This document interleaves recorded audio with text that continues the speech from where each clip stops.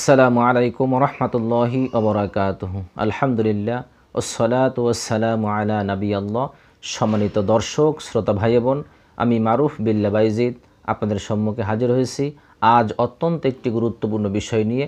বিষয়টি হলো বিবাহের পূর্বে গর্ভে সন্তান আসলে সেই সন্তান বাঁচিয়ে রাখা যাবে কিনা।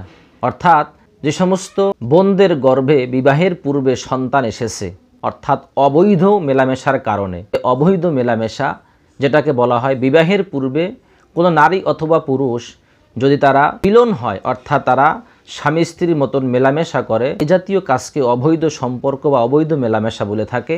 আর ইসলাম এটাকে জেনা বলে থাকে। যদি কোনো বোনের গর্ভে বিবাহের পূর্বেই কোনো সন্তান এসে যায়, তার জন্য করণীয় কি?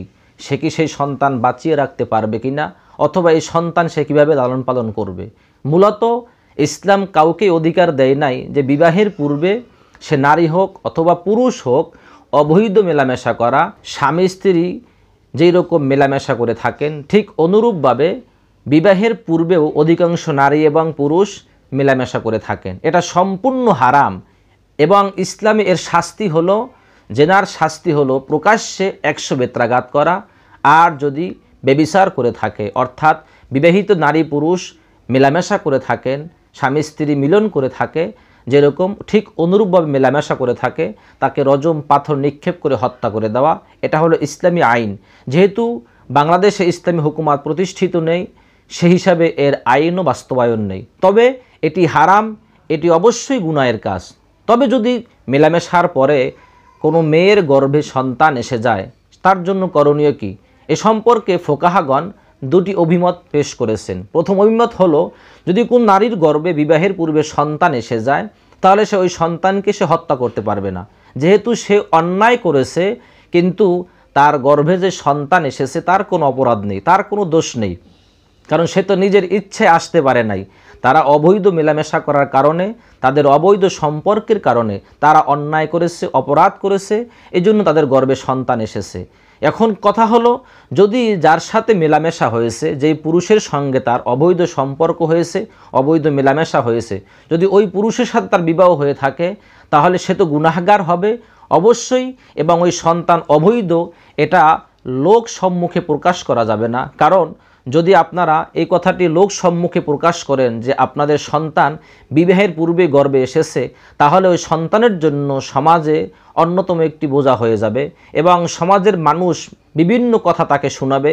তার জন্য জীবনে মারাত্মক ঝুঁকি হয়ে যাবে। মানুষের সামনে সে ছোট হয়ে থাকবে, অবৈধ সন্তান হিসেবে মানুষের কাছে পরিচয় লাভ করবে। এজন্য যদি আপনাদের গর্ভে সন্তান এসেই যে বিবাহের পূর্বে, তাহলে অবশ্যই তওবা করতে হবে আল্লাহর দরবারে। আর ওই সন্তানের পরিচয় গোপন রাখতে হবে, যে বিবাহের পূর্বে এসেছে এমনটা প্রকাশ করা যাবে না।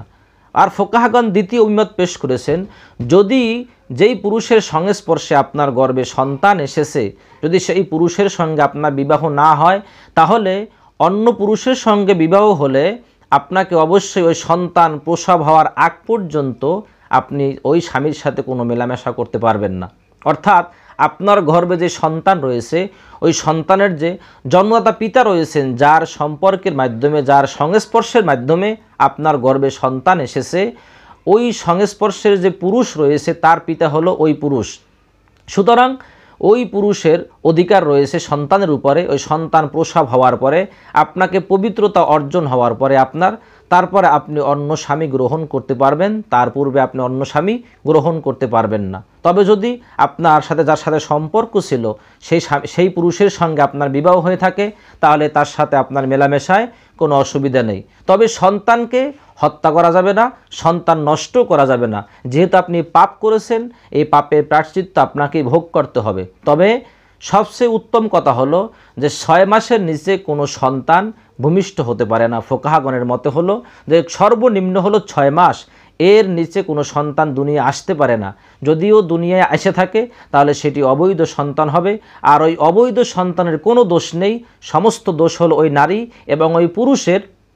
যেই নারী এবং পুরুষ অবৈধ মেলামেশা করেছেন বিবাহের পূর্বে, এর সমস্ত দায়ভার ওই নারী এবং পুরুষকেই বহন করতে হবে। এজন্য ওই সন্তানকে অবজ্ঞা করা যাবে না, অবহেলা করা যাবে না, এবং সমাজের কোনো মানুষ ওই সন্তানকে বিভিন্ন তোহমাত দিয়ে, বিভিন্ন খারাপ মন্তব্য দিয়ে ছোট এবং খাটো করার কোনো অধিকার নেই। কেননা সে তো ইচ্ছা করে দুনিয়া আসে নাই, তাকে আনা হয়েছে অবৈধ সম্পর্কের মাধ্যমে। এখানে ওই সন্তানের কোনো দোষ নেই, ওই সন্তানের কোনো পাপও নেই।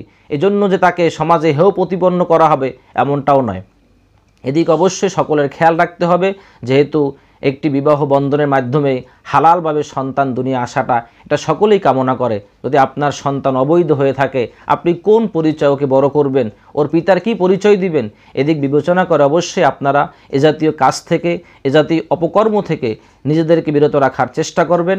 আল্লাহ তাআলা সকল বোন এবং ভাইদেরকে এ জাতীয় অন্যায় থেকে বিরত থাকার তৌফিক দান করুন। আল্লাহ তাআলা সকলকে সঠিকভাবে ইসলাম মানার তৌফিক দান করেন। ওমা তৌফিক ইল্লা বিল্লাহ। আসসালামু আলাইকুম ওয়া রাহমাতুল্লাহি ওয়া বারাকাতুহু।